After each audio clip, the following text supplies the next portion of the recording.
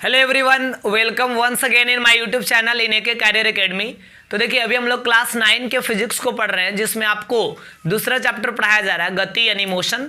और इसमें पिछले वीडियो में हम आपको बताए थे त्वरण के बारे में, एक्सेलरेशन के बारे में। त्वरण क्या होता है, इसका फॉर्मूला कैसे डिराइव करें, या फिर उसका वैल्यू धनात्मक, ऋणात्मक या शून्य कैसे हो सकता है। अगर आप वो वीडियो नहीं देखे हैं तो इस वीडियो के डिस्क्रिप्शन में उसका लिंक है, आप वहां से देख सकते हैं।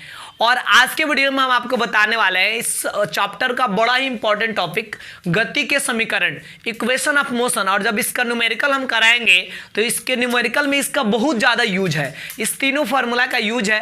तो देखिए, गति के 3 समीकरण होते हैं, जिसको इन 3 फार्मूला के द्वारा हम आसानी से इंडिकेट कर सकते हैं। तो देखिए, तीनों फार्मूला क्या कह रहा है, जिसमें सबसे पहला है v = u + at, दूसरा है s = ut + ½ at², और तीसरा है v² = u² + 2as। और यहाँ पे u का मतलब है प्रारंभिक वेग, v का मतलब है अंतिम वेग, a का मतलब है एक्सेलरेशन यानी त्वरण, t का मतलब है समय, और s का मतलब है तय किया गया दूरी। अब आइए हम तीनों फार्मूला को बारी बारी से सत्यापित करके प्रूफ करके दिखाते हैं। तो सबसे पहले हम देखेंगे गति का पहला समीकरण, जिसको साबित करना बहुत आसान है। गति का पहला समीकरण हम जानेंगे। तो आप याद कीजिए, जब हम त्वरण के बारे में बताए थे तो आपको समझाए थे कि त्वरण का मतलब क्या होता है, वेग में परिवर्तन की दर को, यानी अंतिम वेग कितना हो गया, प्रारंभिक वेग कितना था, घटाइएगा तो निकल जाएगी कि वेग में कितना परिवर्तन हुआ, और उसके दर को निकालने के लिए समय से भाग दीजिएगा। तो त्वरण का फॉर्मूला बताए थे v - u/t। आप बताइए, यहाँ पे अगर क्रॉस इंटू कर दे, तिरछा से गुना कर दे, तो हो जाएगा v - u = at। क्या हो जाएगा, at। तब हो गया v = -u, उधर जाएगा तो क्या होगा, +u, और उधर पहले ही से क्या है, at। तो इस प्रकार फॉर्मूला निकल गया v = u + at।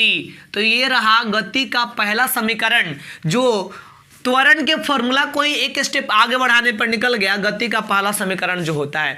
लेकिन गति का जो दूसरा समीकरण है, उसको सत्यापित करने में आपको सीखना होगा कि उसको कैसे सत्यापित करेंगे। तो पहले आप ये तीनों उतारेंगे, उसके बाद जैसे जैसे हम प्रूफ कर रहे हैं वैसे वैसे आप अपने नोटबुक में उसको नोट करेंगे।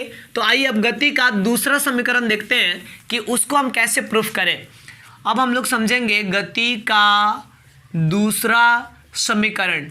ये भी मुश्किल नहीं है, ये भी आसान है। और देखिए इसको कैसे हम प्रूफ कर रहे हैं। तो देखिए, गति के दूसरे समीकरण में निकालना क्या है भाई, एस निकालना है। एस का मतलब क्या होता है, तय की गई दूरी। एस का मतलब होता है तय की गई दूरी, यही निकालना है। तो आपको बता दें, दूरी का फॉर्मूला होता है चाल गुणे समय। चाल गुणे समय, या आप वेग भी लिख सकते हैं, वेग गुणे समय। तो देखिए अभी, लेकिन यहाँ पे कंफ्यूजन है। कंफ्यूजन ये है कि भाई यहाँ पे तो अंतिम वेग की भी बात हो रही है, प्रारंभिक वेग की भी बात हो रही है, यानी अंतिम चाल भी है, प्रारंभिक चाल भी है। तो यहाँ जो चाल है, यहाँ पे हम क्या भरें, अंतिम चाल भरेंगे कि प्रारंभिक चाल भरेंगे, ये कंफ्यूजन होगा।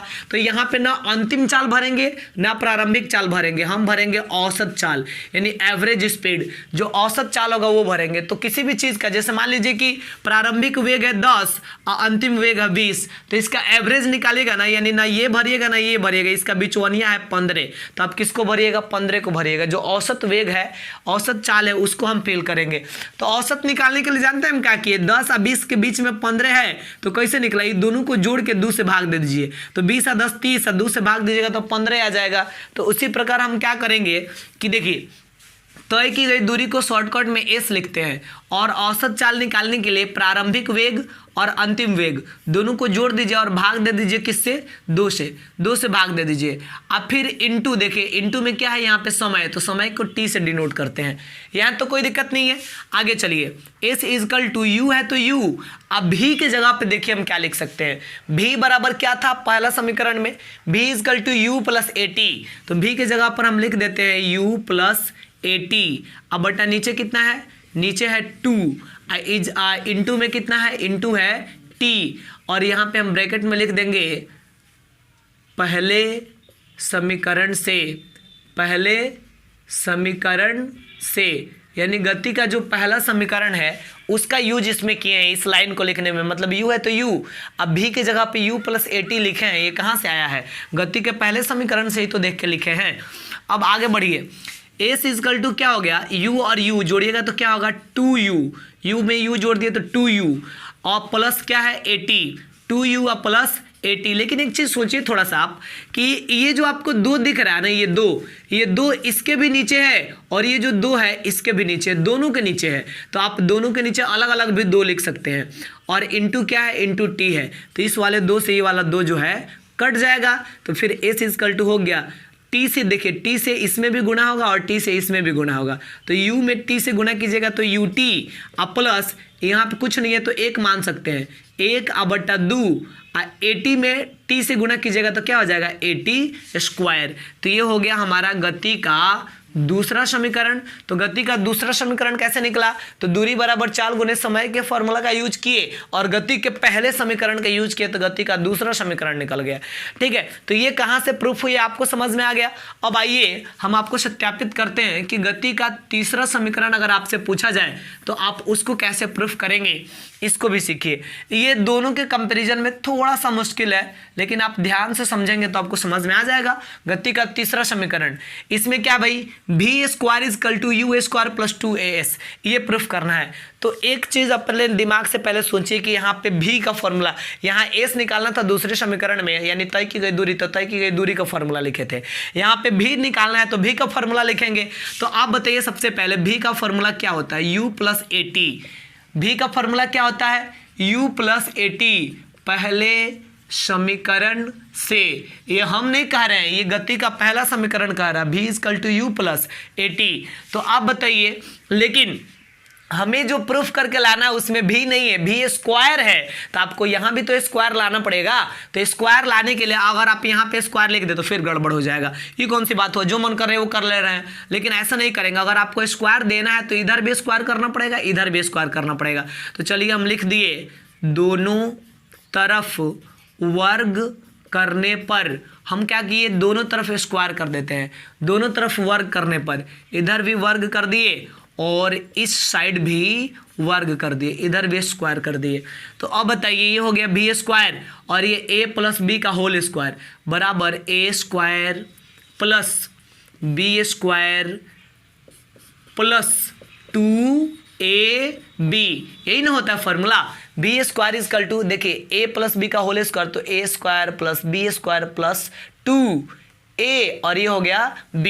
अब बताइए, इधर हो गया बी स्क्वायर इजकल टू, इधर हो गया यू स्क्वायर प्लस, इसको आप क्या लिख सकते हैं, ए स्क्वायर टी स्क्वायर लिख सकते हैं ना आप, प्लस इसको क्या लिख सकते हैं 2uat, इसको आप इतना लिख सकते हैं। तो देखिए बी स्क्वायर है तो बी स्क्वायर इजकल टू, अब हम क्या करेंगे, यहाँ पे थोड़ा सा आपको ध्यान से सोचना होगा। तो देखिए हमें जो प्रूफ करना है उसमें बी स्क्वायर है तो बी स्क्वायर तो आ ही गया, यू स्क्वायर है यू स्क्वायर आ ही गया, अब 2as लाना है।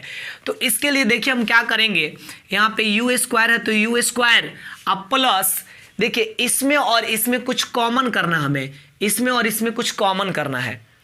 तो आपको हम बता दें कि इसमें क्या कॉमन होगा भाई। तो देखिए कॉमन करने से पहले एक छोटा सा स्टेप हम चलते हैं। छोटा सा स्टेप हम ये चलेंगे कि सोचिए यहाँ पे 2 है तो अगर यहाँ भी 2 रहता तो 2 भी कॉमन हो जाता, लेकिन यहाँ पे तो 2 है नहीं। तो चलिए हम क्या करते हैं, यहाँ पे अपने से 2 लगाते हैं। यहाँ पे अपने से हम क्या कर दिए, 2 लगा दिए, लेकिन ये गलत बात है। अपने से कैसे 2 लगा दिए आप, तो देखिए अपने से अगर आप यहाँ 2 से गुणा किए ना, तो अगर आप 2 से भाग भी दे दें तो ये बैलेंस हो जाएगा। 2 से गुणा भी किए, 2 से भाग भी दिए, क्या फर्क पड़ता है, फिर 2 से 2 कट जाएगा तो इतना ही बचेगा। अब प्लस इधर क्या है 2u80 है ना। तो अब बताइए आप क्या लिख सकते हैं, B square is equal to U square अब प्लस, इसमें भी 2 है इसमें भी 2 है, तो यानी हम 2 कॉमन कर सकते हैं। ठीक है, और आगे चलिएगा तो इसमें भी a है और इसमें भी a है, यानी हम a कॉमन कर सकते हैं। हालांकि आप ये भी कह सकते हैं कि सर इसमें भी t है इसमें भी t है तो t भी कॉमन कीजिए, लेकिन हम t कॉमन करेंगे नहीं। ये आगे समझ में आएगा क्यों नहीं कॉमन करेंगे। तो हम 2a कॉमन कर ले तो बताइए क्या बचेगा, 2a को कॉमन किए तो यहाँ पे देखिए 2 और a कॉमन हो गया तो क्या बचा, u और t, क्या बचा ut। अब प्लस है तो प्लस, इसमें देखिए 2 कॉमन हो गया है, एगो a कॉमन हुआ है तो 2 कॉमन हो गया तो यहाँ कुछ नहीं बचा तो क्या लिखेंगे 1 और नीचे क्या है 2 और एगो a कॉमन किया है ना, इसमें का एगो a तो बचा है ना, तो a बच गया और t स्क्वायर बच गया तो यहाँ लिख दिए t स्क्वायर। वाह, हो गया बस एक लाइन और, B square is equal to U square अब प्लस 2a अब बताइए इसका मतलब क्या होता है, ut plus half AT square. देखिए दूसरा समीकरण में ut plus half AT square, इसका मतलब क्या होता है, इसका मतलब एस होता है। तो ut plus half AT square की जगह पर हम क्या लिख सकते हैं, एस लिख सकते हैं। चलिए इसके जगह पर एस लिख दे, बस हो गया। यही है गति का तीसरा समीकरण, v square is equal to u square plus 2as। तो आज के वीडियो में हम आपको गति का 3 समीकरण है, तीनों समीकरण कहां से आया उसको हम प्रूफ करके दिखाएं। तो इस वीडियो में इतना ही रहने देंगे और अगले वीडियो में इस चैप्टर के जो इंपॉर्टेंट न्यूमेरिकल क्वेश्चन है उसका प्रैक्टिस करेंगे।